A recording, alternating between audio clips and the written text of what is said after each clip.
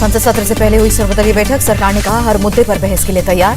राजनाथ सिंह के नेतृत्व में हुई सर्वदलीय बैठक। रक्षा मंत्री ने कहा विपक्ष के सभी सुझावों का ध्यान रखेंगे, नियम के मुताबिक चर्चा हो। संसदीय कार्य मंत्री प्रहलाद जोशी का बयान। सर्वदलीय बैठक में 31 राजनीतिक दलों समेत 40 नेताओं ने भाग लिया।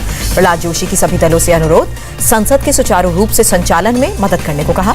ऑल पार्टी मीट में प्रधानमंत्री के शामिल नहीं होने पर बोले प्रहलाद जोशी, पीएम मोदी ने सर्वदलीय बैठक में आने की परंपरा शुरू की है।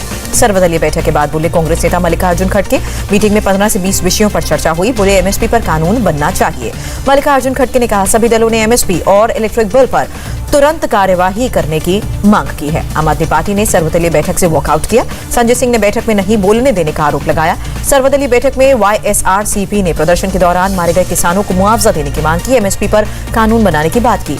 वाईएसआरसीपी ने सामाजिक, आर्थिक, जाति जनगणना और महिलाओं को 50% आरक्षण की मांग की। संसद के शीतकालीन सत्र शुरू होने से पहले बोली मायावती, किसानों के मुद्दे को लेकर सरकार पर सबकी नजर होगी। मायावती की मोदी सरकार से सलाह, सदन को विश्वास से लेकर ही काम करें तो बेहतर होगा। सर्वदलीय बैठक के बाद एनडीए के फ्लोर लीडर्स की बैठक। राजनाथ सिंह, अनुप्रिया पटेल, रामदास अठावले समेत कई लोग मौजूद रहे। बैठक के बाद बोले केंद्रीय मंत्री अर्जुन राम मेघवाल, विपक्ष मुद्दे पर चर्चा करे, सरकार तैयार है। एनडीए की बैठक के बाद एआईएडीएमके का ऐलान, संसद में सभी बिल का समर्थन करेंगे। एनडीए की बैठक में एनपीपी की मांग, लोगों की भावना को ध्यान में रखकर सीए रद्द किया जाए। कांग्रेस नेता अधीर रंजन चौधरी ने लोकसभा अध्यक्ष को चिट्ठी लिखी। प्रेस गैलरी में मीडिया कर्मियों के प्रवेश पर प्रतिबंध हटाने की मांग की। संसद का सत्र शुरू होने से पहले राज्यसभा के सभापति एम वेंकैया नायडू ने सांसदों की बैठक बुलाई। मुंबई के आजाद मैदान में किसान मजदूरों की महापंचायत। यूपी, पंजाब और हरियाणा के किसान नेता शामिल हुए। महापंचायत में किसानों के साथ महाराष्ट्र के मजदूर शामिल। मंच पर लखीमपुर के मृतक किसानों के अस्थि कलश भी रखे गए। महापंचायत में राकेश टिकैत ने मोदी सरकार को धोखेबाज बताया। कहा हमें नीचे दिखाकर घर भेजना चाहते हैं। राकेश टिकैत ने कहा यह आंदोलन लंबा चलेगा, कुर्बानियां होंगी, हम टूटेंगे नहीं। राकेश टिकैत का प्रधानमंत्री मोदी से सवाल, पहले तो आप एमएसपी की बहुत वकालत करते थे, अब क्या हो गया? राकेश टिकैत ने कहा एमएसपी पर जल्द कानून बनाए, 26 जनवरी दूर नहीं है। गाजियाबाद के इंदिरापुरम के लोगों ने गाजीपुर बॉर्डर पर प्रदर्शन किया। रास्ता खाली करो के नारे भी लगाए। कृषि कानून के निरस्त किए जाने के ऐलान के बाद गोरखपुर में भाजपा किसान मोर्चा ने ट्रैक्टर रैली निकाली। राहुल गांधी का ट्वीट, नफरत नहीं जीतेगी, विश्वास रखिए, हार नहीं माननी है, रुकना नहीं है। यूपी के देवरिया में सीएम योगी की रैली। कहा हमारी सरकार यूपी के हर जिले में बनाएगी मेडिकल कॉलेज।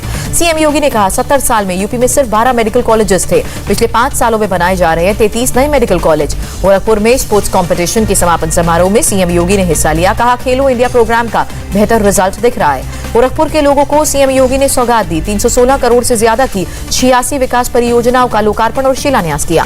सीएम योगी ने अखिलेश और मायावती पर भी निशाना साधा। कहा आज भी मंदिर जाने में ये 10 बार सोचते हैं, इनकी हिम्मत नहीं थी राम मंदिर बनवाने की। सीएम योगी ने राहुल और प्रियंका पर भी निशाना साधा। कहा कोरोना अगर पहले आया होता तो बाप बेटे, बुआ बबुआ, भाई बहन सब भाग गए होते। बलरामपुर की रैली से असदुद्दीन ओवैसी ने खराब सड़क का मुद्दा उठाया। कहा मोदी और योगी यहाँ सड़क पर घूमे, सर और कमर दर्द हो जाएगी। ओवैसी की बलरामपुर की जनता से बहकावे में न आने की अपील। कहा आपको निडर विधायक की जरूरत है। ओवैसी ने टीईटी पेपर लीक के मामले को भी मुद्दा बनाया। कहा एक पेपर नहीं संभाल सकते तो उत्तर प्रदेश क्या बचाओगे? बीजेपी नेताओं द्वारा बीजिंग एयरपोर्ट की तस्वीर को जेवर एयरपोर्ट का बताने पर बोले ओवैसी, बीजेपी झूठ की फैक्ट्री है। आजम खान से जेल में मिलने पहुंचे शिवपाल यादव। का इनके साथ ज्यादती हो रही है, हमारी सरकार बनी तो सारे केसेस वापस लिए जाएंगे। राजा भैया की पार्टी से सपा का नहीं होगा गठबंधन। गठबंधन के सवाल पर अखिलेश बोले कौन है राजा भैया? लखनऊ में मतदाताओं को जागरूक करने में जुटे जिला निर्वाचन अधिकारी अभिषेक प्रकाश 4 एलईडी वैन्स का रवाना किया।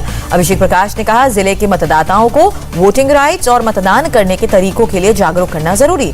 अकाली दल ने पंजाब विधानसभा चुनाव को लेकर 4 और उम्मीदवारों के नाम का ऐलान किया। मलेर कोटला से नुसरत अली खां को उम्मीदवार बनाया।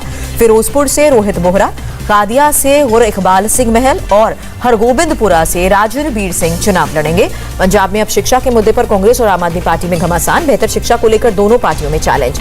आप और कांग्रेस में स्कूल मॉडल पर सियासी घमासान। दिल्ली सरकार ने 250 स्कूलों की लिस्ट जारी की। उद्धव सरकार के 2 साल पूरे होने पर बीजेपी हमलावर। कहा इतनी भ्रष्ट, निकम्मी, अवसरवादी सरकार आज तक नहीं देखी। प्रकाश जावड़ेकर ने कहा 2 साल के कार्यकाल से जनता नाखुश, मैं इसका महाविश्वासघाती अखाड़ी पार्टी नाम रखता हूं।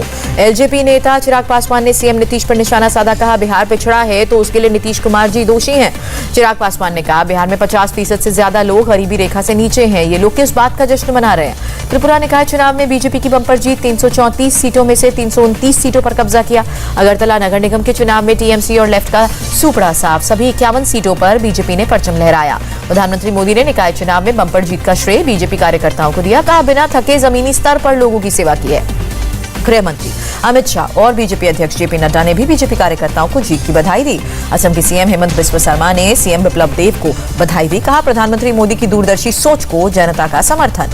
पतंजलि यूनिवर्सिटी के पहले दीक्षांत समारोह में शामिल हुए राष्ट्रपति रामनाथ कोविंद, सीएम पुष्कर सिंह धामी भी मौजूद रहे।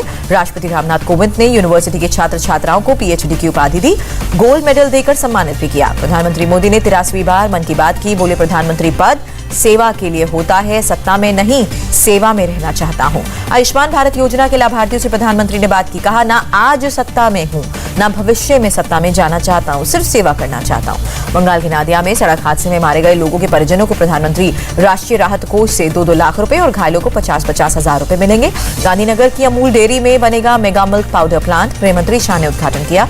आतंकियों के खिलाफ अभियान के लिए अब ट्रेन्ड डॉग कमांडोज का भी इस्तेमाल किया जाएगा। पंजाब के सीएम चरणजीत सिंह चन्नी का बड़ा ऐलान। रामायण, महाभारत और श्रीमद् भगवद गीता पर एक विशेष शोध केंद्र स्थापित किया जाएगा। दिल्ली के रणहोला में धारदार हथियार से शख्स का मर्डर, वारदात को अंजाम देकर आरोपी फरार। दिल्ली में लग्जरी गाड़ियों की चोरी करने वाले गैंग का खुलासा। 3 चोर गिरफ्तार हुए, 10 गाड़ियां भी बरामद हुई। राजस्थान के कोटा में अपराधी बेलगाम एक शख्स की गोली मारकर हत्या। उड़ीसा के बालानगीर में पुलिस ने एक नक्सली को मार गिराया। हथियार और विस्फोटक सामान भी बरामद। तमिलनाडु के एरोड में पुलिस ने 2 शिकारियों को गिरफ्तार किया। 16 देसी बम बरामद। आंध्र प्रदेश के करापा में भारी बारिश के कारण जलमग्न हुई एक इमारत, आसपास के इलाके को खाली किया गया। यूपीटीईटी के पेपर लीक के मामले में एक्शन में है प्रशासन। अब तक 26 लोगों की गिरफ्तारी। सीएम योगी ने कहा, 1 महीने के अंदर पारदर्शी तरीके से परीक्षा होगी, नहीं देना होगा कोई शुल्क। सीएम योगी ने परीक्षार्थियों को भरोसा भी दिया। कहा, भविष्य से खिलवाड़ करने वालों को बख्शा नहीं जाएगा। पेपर लीक होने पर प्रियंका गांधी ने निशाना साधा। कहा, भर्ती में भ्रष्टाचार भाजपा सरकार की पहचान बन गई है। पेपर लीक के मामले पर मायावती की योगी सरकार से मांग, दोषियों पर सख्त कार्रवाई की जाए। मायावती ने कहा, सपा सरकार में नकल आम बात होती थी, भाजपा सरकार में पेपर लीक होना चिंता का विषय है। प्रयागराज में दलित परिवार के 4 सदस्यों की हत्या का मामला, 1 थाना प्रभारी, 1 हेड कांस्टेबल भी सस्पेंड। ठाणे के कल्याण में नाबालिग से रेप का मामला, पुलिस ने एक व्यक्ति को गिरफ्तार किया।